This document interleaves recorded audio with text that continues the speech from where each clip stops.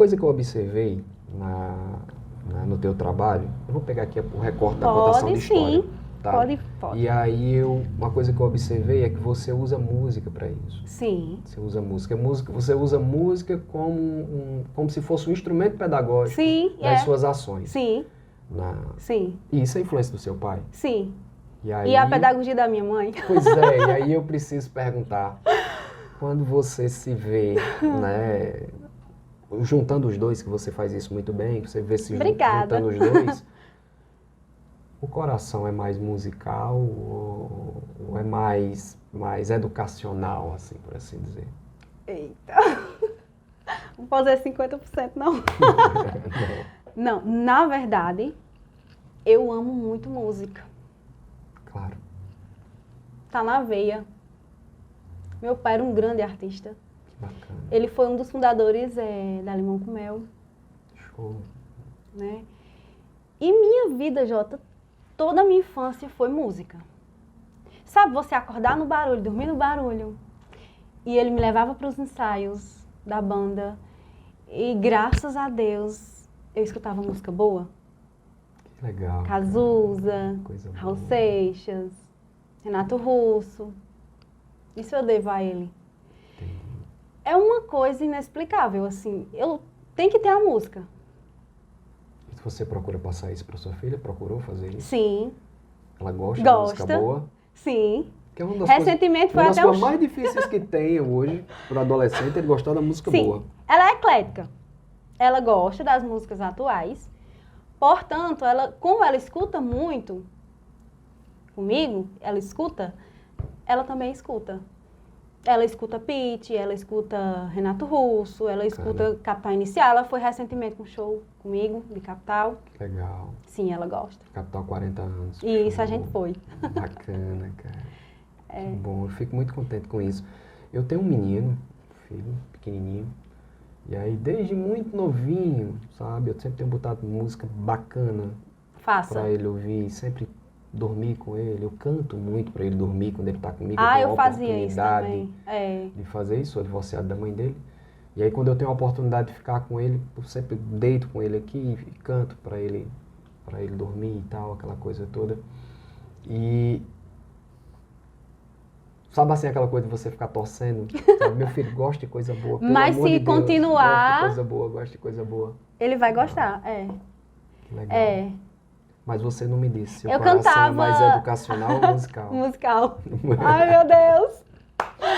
Bacana. Musical, assim. Eu gosto muito.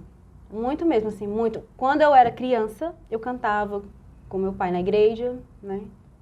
E aí, quando a vida o tirou de mim, eu criei um bloqueio. Pra música. Passei uma época assim. Eu imagino. Mas aí depois fui me abrindo novamente. Né? Depois não tem como, né, sair. Não tem.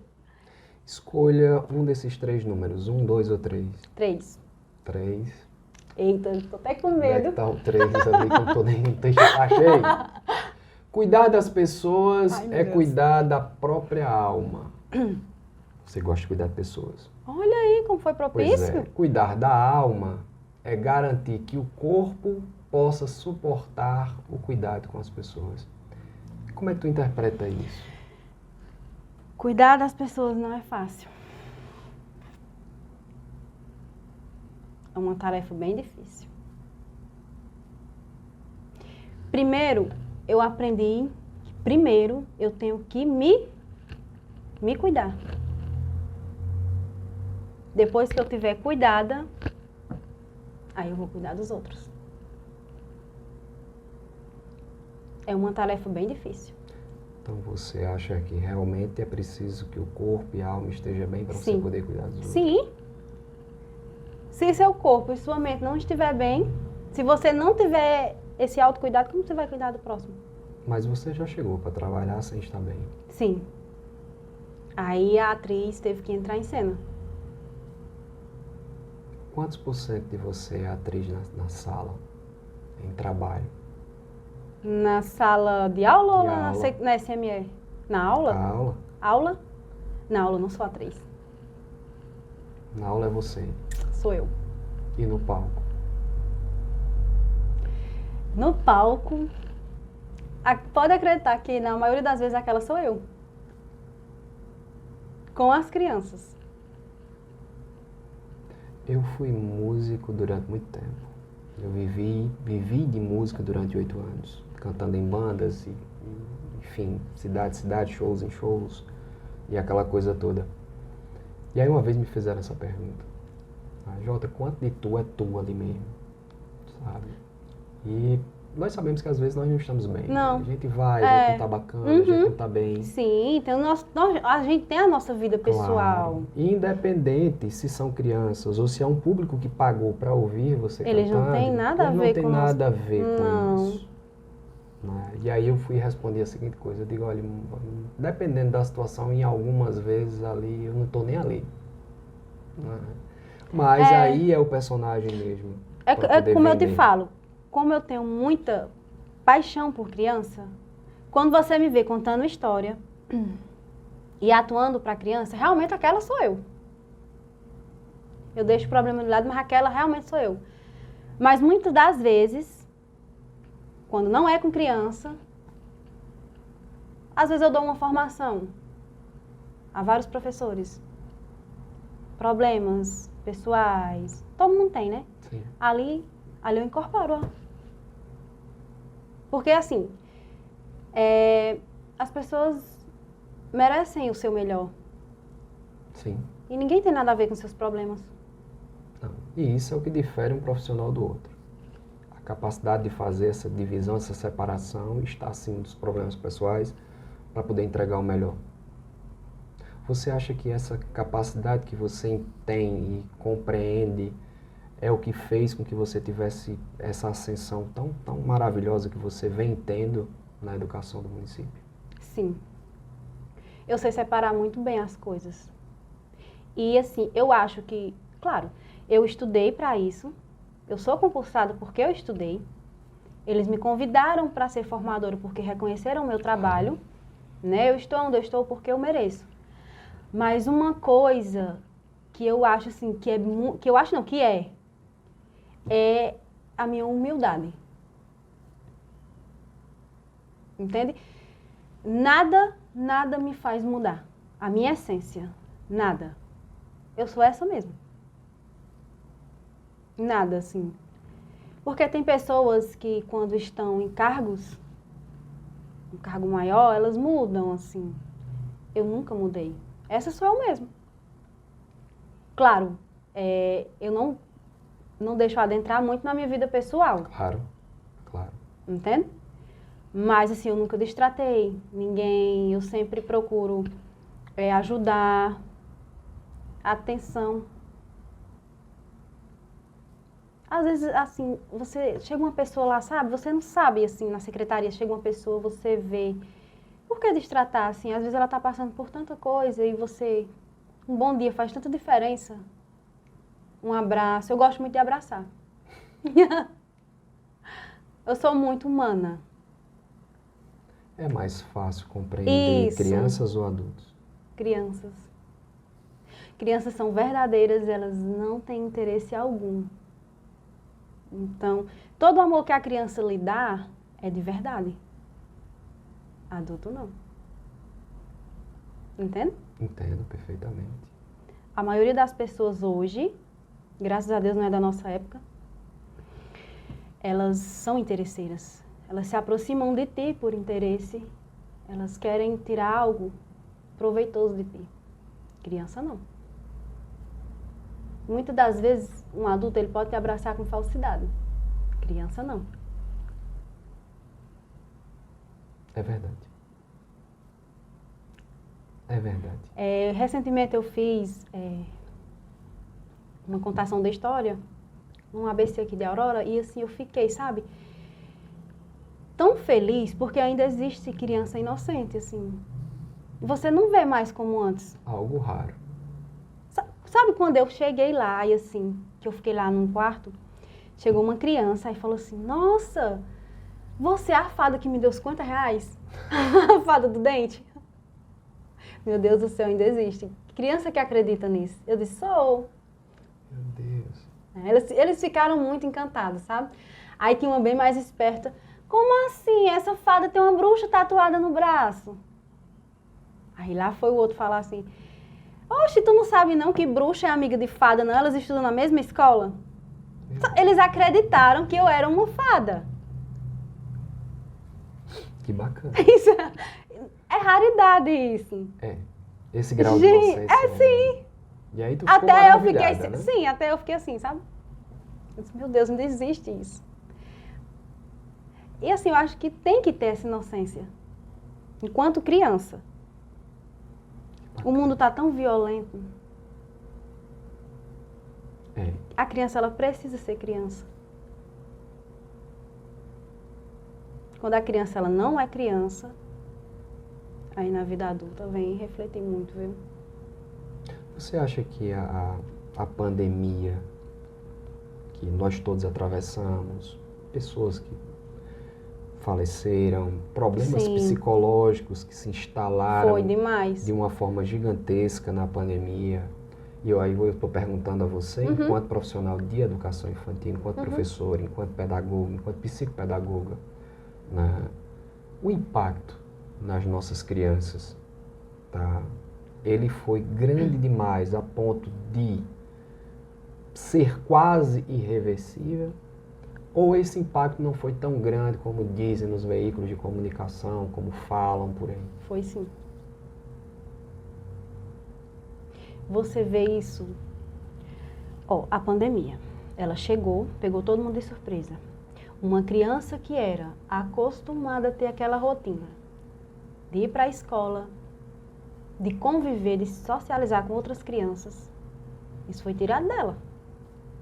Uma criança ficar trancada com adultos incompreensíveis, a maioria dos adultos são pais que não têm paciência de brincar, pais que não escutam seus filhos.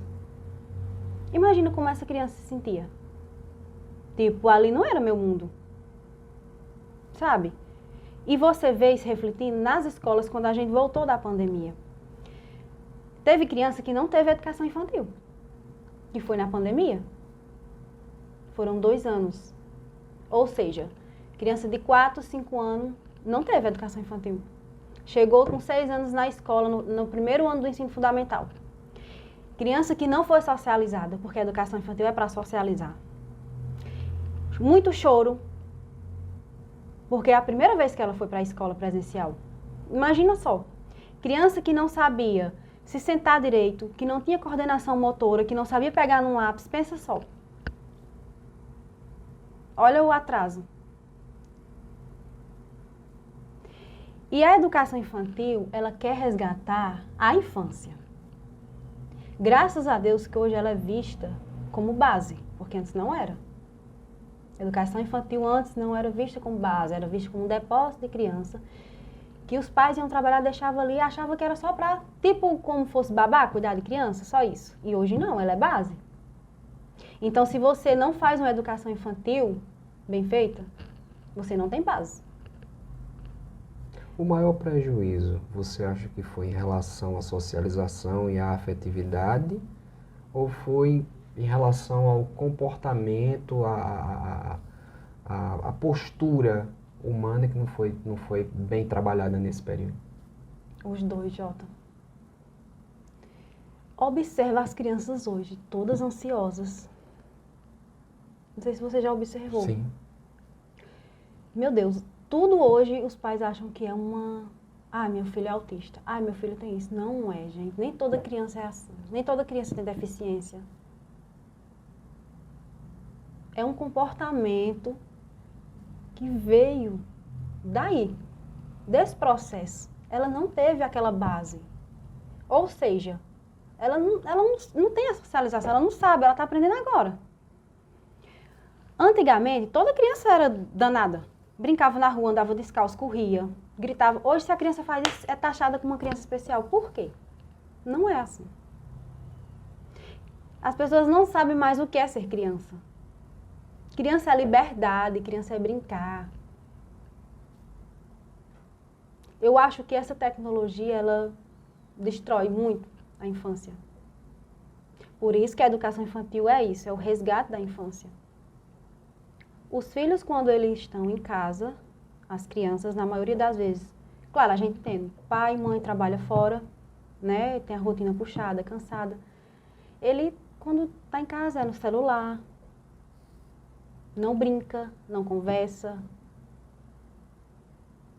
Como é que uma criança ela não tem o direito de brincar? Se a brincadeira é a linguagem da criança. Tem uma coisa, você estava falando e eu estava aqui, passando aqui um filme. Meu filho fez cirurgia agora recentemente, né? Retirou as amígdalas, retirou a adenoide, teve que fazer a colocação de uma válvula em cada ouvido, ele teve que colocar uma válvulazinha. E quando eu saí do coisa, quando nós saímos, o médico, né, Dr. Rodrigo, disse, ó, não pode correr, não pode pular, não pode gritar. Qual a idade dele, Jota? 2. Não pode gritar, não pode chorar, não pode tossir. Eita. Aí eu parei, fiquei olhando para... Tá vendo? Pois é, eu parei e fiquei olhando para ele e digo, doutor, como é que eu vou fazer isso daí? No caso, eu sou separado da mãe dele, como é que a mãe vai fazer isso daí? Como é que ela vai fazer isso acontecer? Né? Porque toda parte pesada desse pós-cirúrgico é com ela. É. Né? Eu vou trabalhar para as coisas poderem dar certo. Mas toda a parte do pós-cirúrgico é com ela. E como é que eu faço isso com a criança, doutor? Só se eu dou ao pai. E aí eu tive a oportunidade de ficar com ele no pós-cirúrgico, né? Não muito tempo por causa do meu trabalho. A ocupação obriga a você ter que deixá-lo e ter que cuidar de suas coisas. E aí foi colocado um celularzinho na frente dele, um Mundo Bita. Né? Foi a única forma que nós encontramos, nós vimos, para deixar ele quietinho, paradinho. Mas hipnotiza as crianças. Elas ficam hipnotizadas. Ela olha para aquela telazinha e ele fica hipnotizado. Você pode chamar, ei! E o mundo lá fora, ó. Né? Vamos lá. E o tempo passando. No caso do meu menino, é compreensível. foi uma estratégia para manter ele quietinho. É compreensível, né? Mas o uso exagerado das telas, ao meu ver, até mesmo porque essas telas não hipnotizam só as crianças, mas hipnotizam os adultos também, a gente fica ali olhando. Isso, o tempo, e daqui a pouco o tempo está passando e a gente olha, meu Deus, o que é que eu estou assistindo isso? E o uso excessivo de telas, né, que deveria ser, em alguns casos, depois dos 3 anos de idade, de 10 minutos, porque também você não pode afastar a tecnologia da criança, você tem que deixar ela ter contato com isso, né, tem feito um mal danado.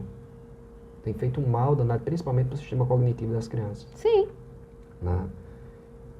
Enquanto psicopedagoga, enquanto professora da educação infantil, você enxerga isso um desafio? Tirar essas telas, tirar isso das crianças? Isso é refletido na sala de aula? Você percebe isso, você enxerga isso na sala de aula? É uma dificuldade enorme. Vejam bem. Na sala de aula é proibido. Até mesmo a educação infantil, ela não recomenda nem TV mais na sala de aula. Tem. A gente peca. Ainda tem. Porque em casa só é isso. Em casa a criança não é criança mais, Jota. Ela não é mais a criança que ela é. Então ela só é criança na escola. Na educação infantil. Eu fico triste, sabe, assim, até assim, eu tenho um canal no YouTube e eu nem alimentei mais o meu canal. Eu fico pensando, será que é certo, assim? É um desafio, sabe, porque assim, é meio contraditório. Como é que eu quero tirar tanto o uso da tela e eu tô fazendo isso para ela assistir na tela? Tu tá entendendo como é contraditório? Então eu prefiro fazer presencial. Sim. Ela vivenciar aquilo. Embora você atinja um número menor. Eu compreendo. Muitas pessoas já me cobraram, né? Porque que eu não alimentei mais o meu canal. Claro, também é falta de tempo. Meu tempo está muito corrido. Eu acredito. Muito corrido mesmo. Eu acredito. E eu queria muito poder ter mais tempo para fazer esses eventos, sabe? Sim. esses eventos de contar história, de dinâmicas com as crianças, assim, porque elas não têm mais isso. Ela só tem isso na escola, ela não tem isso em casa. E você atribui a culpa disso a quê e a quem? Não tem muito o que dizer que é os pais, porque realmente eles precisam trabalhar. Há um entendimento de que o mundo é corrido, capitalista e você precisa trabalhar. E muitas vezes o pai mais a mãe ele chega muito cansado em casa. Exausto. Tá. Já está virando uma coisa cultural isso já, tá? Já. Tá. Bota ali na frente da televisão, bota na frente do celular e deixa, já está virando uma coisa cultural. As crianças em casa comem com o celular na mão. Não sabe nem o que está comendo. O uso de telas em si já é complicado. O uso de telas já é... comprovadamente. Já é prejudicial. Mas nós também temos uma mídia desconstrutiva. Não construtiva, mas temos uma mídia desconstrutiva. Na minha época passavam desenhozinhos animados. Eu adorava. Aqueles desenhozinhos, claro.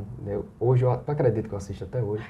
Quando eu tenho um tempo vago, eu vou lá assisto Looney Tunes com a minha filha. Pois é. Às vezes. Eu caço esses desenhozinhos bestas quando eu tô com meu menino e boto, sabe, pra ele ver. Eu boto um Tom e Jerry, eu boto uma coisinha, sabe? Eu vou caçando e boto ali pra gente assistir. Porque não tem mais isso. Não. Os programas infantis da televisão aberta brasileira já não tem mais, não tem mais aquilo. Eu fiquei besta, fazer só uma observação, eu fiquei besta, que o programa infantil que ainda tem, se eu não estiver enganado, é o SBT. Será que ainda tem? Passa uma vez na semana, é um sábado, é os domingos e tal. Que quem apresenta até a filha do Silvio Santos, uma adulta que apresenta. A Silvia Bravanel. Não botaram mais nem as crianças para assistir, para apresentar. Agora é a Silvia que faz isso. Não que um adulto não possa apresentar, não é isso. Mas perdeu-se muito disso. Tainão, o que é mais prejudicial hoje, sabe? É a internet que trouxe uma série de videozinhos e filmezinhos que hipnotizam as crianças e fazem com que isso seja um negócio viciante para as crianças, ou essa mídia desconstrutiva, que as crianças estão assistindo televisão, assistindo novelas, assistindo... coisas que nem é da idade. Não é para ser, para assistir. O que é que causa mais impacto? Você, enquanto psicopedagogo, o que é que causa mais impacto na mente dele? Eu creio que é o adulto, como pai, como mãe, saber lidar com isso. Porque sempre vai existir. Ele tem que saber lidar. Ele tem que saber manusear isso. Não é proibir totalmente, como a gente falou. Sim. Mas ele tem que restringir de muita coisa. Porque a criança, ela é uma criança, né? Ela não é um ser que ela vai mandar e desmandar, mas hoje está sendo, né? Hoje é a criança que manda na casa, muitas das vezes. No pai e na mãe. Então, eu acho que como pai, como mãe, como educador, precisa você malear, né? Dosar. Não tirar totalmente. E quando você colocar, que seja uma coisa construtiva. Como você falou do seu filho. Né? Coisas saudáveis. Sim. E não prolongar muito o uso.